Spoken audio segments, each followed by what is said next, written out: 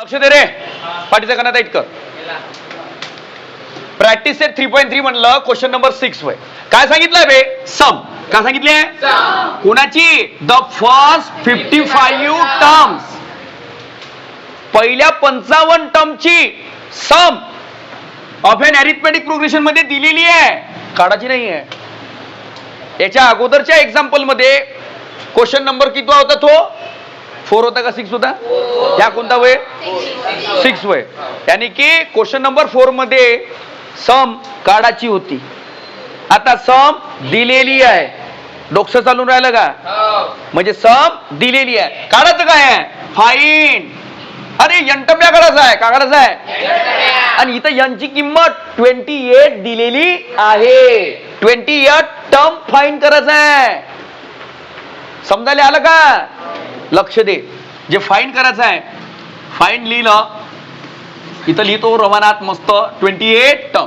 तर सांग गेले पाहून कोणता फॉर्म्युला तुला सुचते, त्या डोक्यात येते? यंटम्याचा येते का? यंटम्याचा. कबीर उभा वय. अगर सांगितलं नाही तर मग हातचा मार खाशील. चुलीत गेला कॅमेरा. सांग यंटम्या. कोणीच बोलणार नाही. ये बोल. शाबास. n-1 into D. काय आहे? Into D. कबीरानं सांगितला फॉर्म्युला. समजलं? ह्या का वय? फॉर्म्युला. इथं लिहितो फॉर्म्युला. लक्ष दे. बस खाली. फॉर्म्युला व्यवस्थित झाला. याले पाहिल्या बरोबर सांगितला. आणि इथं ए आणि डी आहे का? आहे का?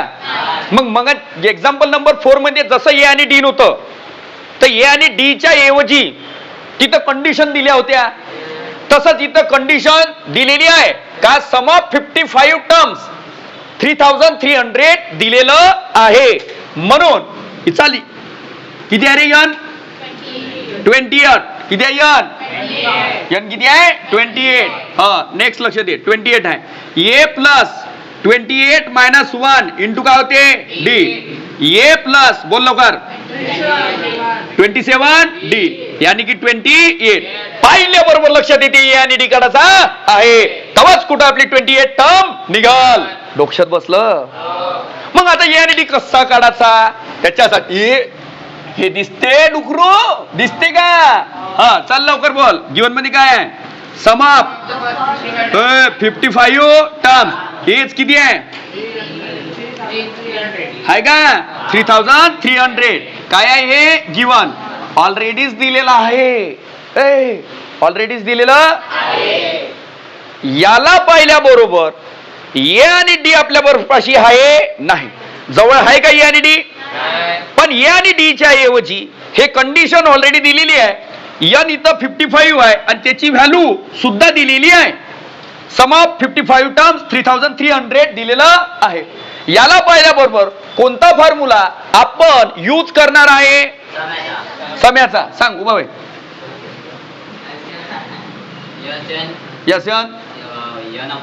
n/2 2a plus n-1 into D. अगर चुकला असता तर रत्नार चारली असती तुला विन. युनो रत्नार समजते ना? रत्नार कंद. लक्ष दे. उकडून चारले असते दूध टाकून. बस खाली. साखर नसती दिली, तिखट टाकलं असतं. लक्ष दे. यस यन का लिहिलं? Yes N. आता बोल. इथं यन तुन 28 लिहिला. इथं यन सांग किती आहे?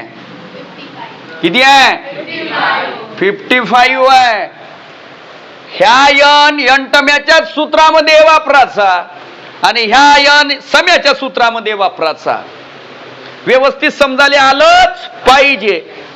इधर ध्यान दे बे. चल लवकर बोल रे. N equal to 55. यन कित क्या है बे? अपन अब 2 की जगह अब ये की वैल्यू क्या है बे? नहीं ली है का? ये प्लस. चल बोल बे. यन क्या है? 55 माइनस इंटू जशानं. मग 55/2 ट्वाइस ये प्लस बोल लवकर 54D जमलं ना? नीट लक्ष द्यायचो 55/2 इथं एक्झाम्पल नंबर 4 मध्ये 55 आलते, आता आपले 54 आले. ते 55 ऑड नंबर होते, आता आपले इव्हन नंबर आहे आणि आपला 2B इव्हन नंबर आहे. आता बोल याच्या कोएफिशियंट 2 आहे, डी चा कोएफिशियंट 54 आहे. मग 54च्या टमी मध्ये 2 आहे का नाही आहे? कसं काय आहे मला व्यवस्थित समजावून सांग. 2 मल्टिप्लाइड बाय किती करू? 27. 2 चा किती होते? 54. अगर इथून 2 गेले तर इथं कोण राहील? कोण राहील? कोणाकोणाला समजायला आलं? हे आलं का लागला का? लाईट गेलं हवा खाले? लक्ष दे. पाय नसन समजत तर इथं लिहितो ट्वाइस ये प्लस 2 मल्टिप्लाइड बाय 27 इंटू का लिहिला? डी होते का? 27 2 चा 54. इथं बी 2, इथं बी 2, दोन ठिकाणी 2 2. आता का निघन बे? बाहेर निघन ना. 55/2 ह्या 2 बाहेर निघला. कॉन्स्टंट ए प्लस किती होईल? 27D आणि 2 गेट इथं 55 multiplied by A plus 27D च हे दिसते का? ए प्लस 27D होय का? आहे. आणि इथं बी किती आहे? ए प्लस 27D. हे जशानं तसाच पुट करतो. काऊन दादा हिची व्हॅल्यू काऊन ना पुट केली? डुकऱ्या याची 28 टर्मची व्हॅल्यू आपल्याला काढायची होती आणि ए प्लस 27D च आन्सर पाहिजे, कारण 28 टर्म फाइंड करायला लावली. याचा अर्थ ए प्लस 27D फाइंड करायचा आहे. लक्ष दे. मग कसं होणार? अरे समा 55 टर्म्स किती दिलाय? किती दिलाय? 3000 आहे का? 3000 आहे का नाही आहे? 3000 किती आहे? 300. मग इथं 3300 पुट केलं का नाही केलं? आणि हे 55 इथं मल्टिप्लाइड मध्ये इकडे आल्यावर जाणार ना. मग इथून मिटवतो आणि याच्या खाली लिहितो, कारण मल्टिप्लाइडचा दुश्मन बोल उत्तर काय येणार? काय सांगितलं? हे काय इथं लिहिलंय? 3300 अपॉन किती आहे? अपॉन किती आहे? इथं कॅल्क्युलेट केलं का नाही केलं? कारण की 55 मल्टिप्लाइड बाय 6 केलं तर किती येते? 330. हे अंड उचललं ना, ठेवलं. आन्सर किती आलं? किती आलं? समजलं का? आन्सर किती आहे? 60. यानी की याचा आन्सर आहे 60. ए प्लस 27D चा आन्सर 60 आहे.